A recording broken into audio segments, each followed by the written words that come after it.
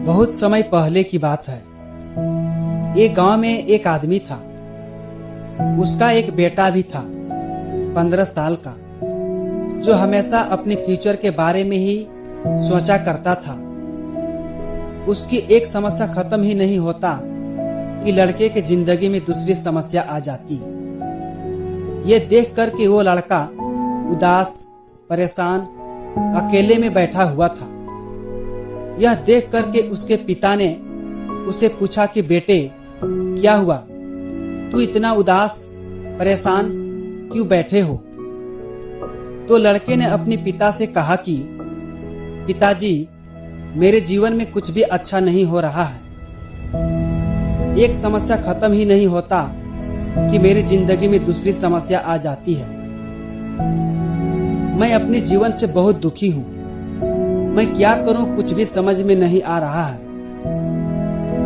लड़के की ये बातें सुनने के बाद उनके पिता ने मुस्कुराते हुए उसके तरफ देखा और कहा कि तुम्हारी समस्या का समाधान घर में ही है।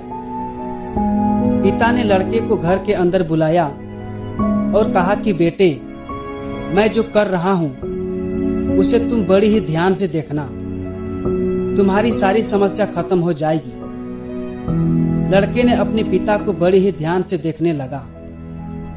उसके पिता ने 3 बर्तन लिए और तीनों में पानी डाल करके उसे गर्म करने लगे।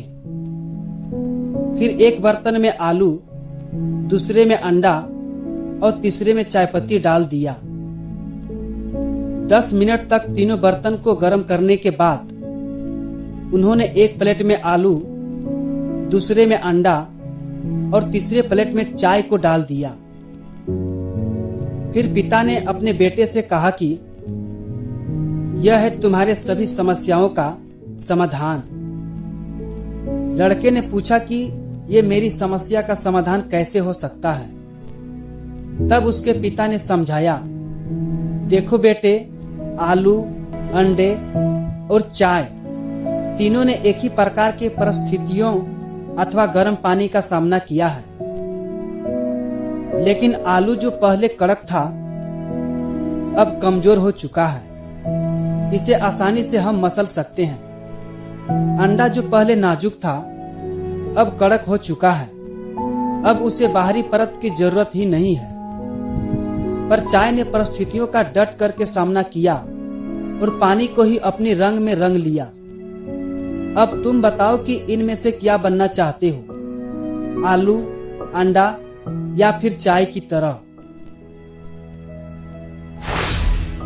दोस्तों, इस कहानी से हमें यह सीख मिलती है कि हमारी जिंदगी की जो परेशानियां हैं उस उबलते हुए पानी की तरह है।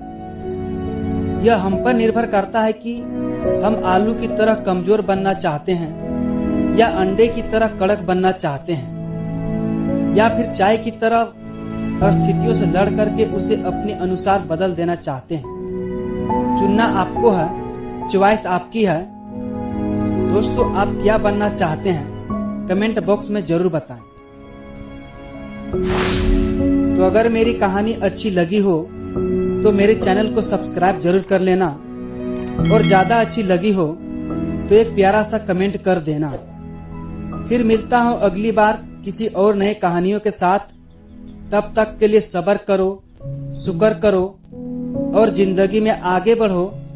धन्यवाद।